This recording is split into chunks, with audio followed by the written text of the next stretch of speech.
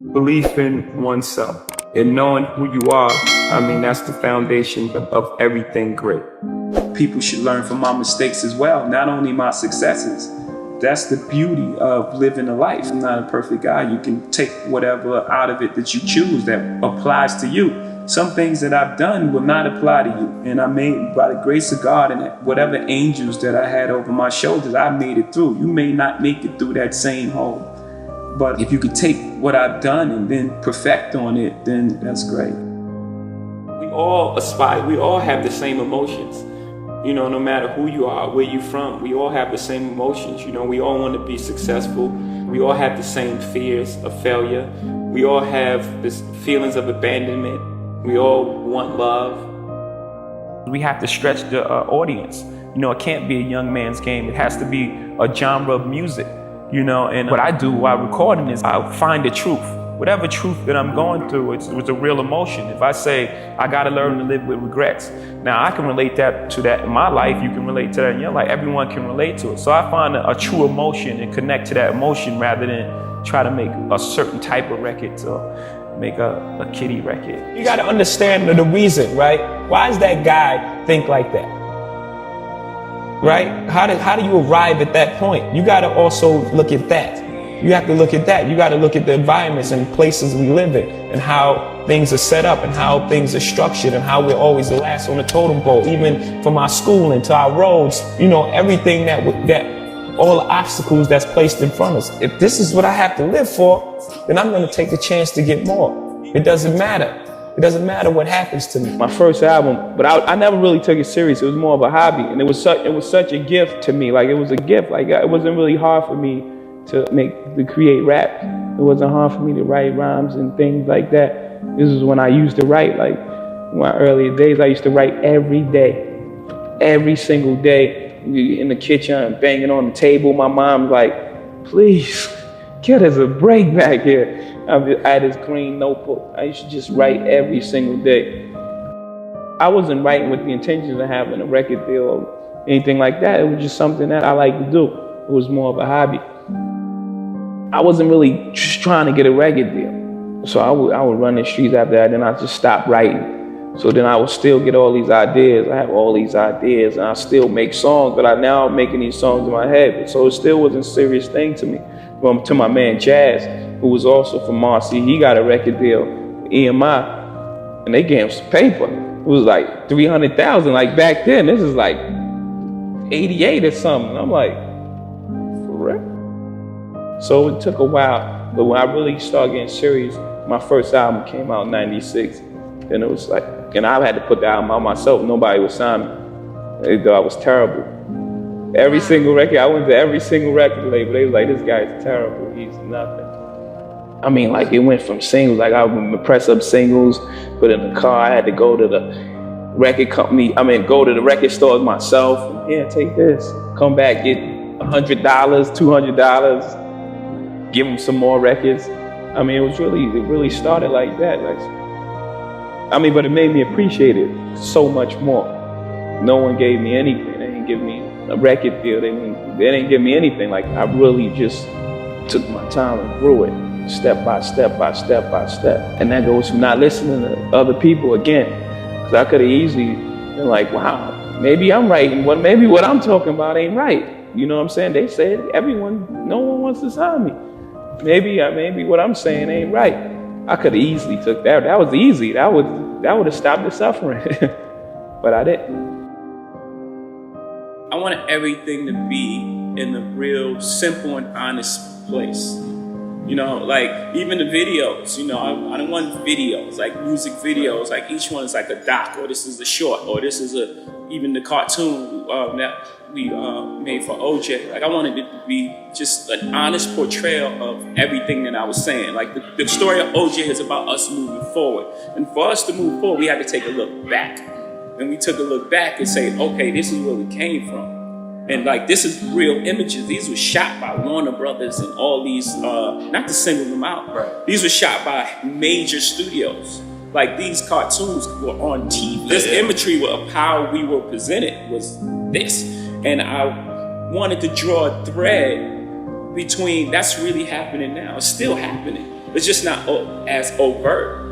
When you look at TV, you don't see a fair, equal representation of people of color. You know, when there's a show on TV, it's like there's black shows on TV, or like, that's a big deal. That should be an everyday occurrence, because we are all like dynamic humans and creatures, and we haven't evolved past race still. So it's like still, nigga. Like that's, you know, those points are like real important to me. You know, I think that of course the headlines will be about being with Kanye and things like that, but like this album has a lot of topics. You know, that's why it had to be so short. It's so condensed.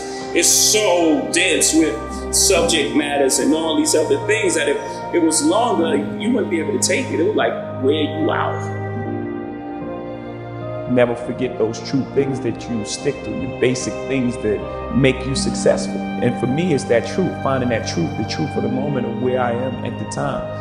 You know, not trying to cater to a certain demographic.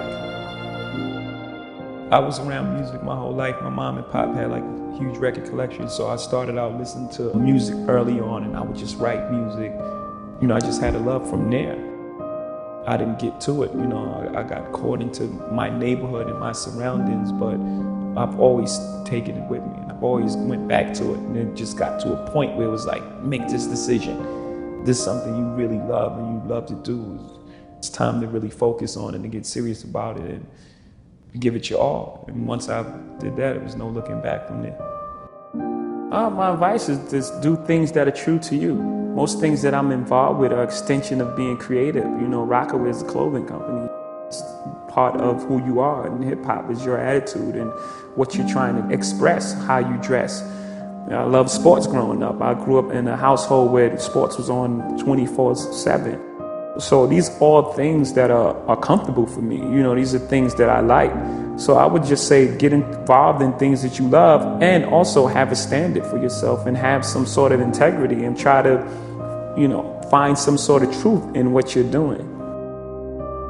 All the things that you apply in business, you know, they say that he has great instincts, but well, on the streets, having great instincts can be the difference between life and death, not just losing a deal or incarceration, you know, which is less than death. And being a person of high integrity, you know, people want to deal with you in business, in trust, and honorable, a man of your word.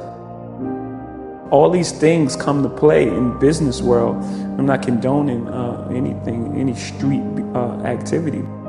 It's just the way it is. It's not about who got more money and who got more house. You know, you've earned it, buy what you want. But don't forget what's important. Without people, and just being rich would be very boring. No one to share with, no one to have. You know what I mean? Like, just be a rich person, one person on the planet. Just like, well, then what do you do? Things don't happen to you, they happen for you. That's life. Everything is life. It happens for you. Everything is for your greatest good.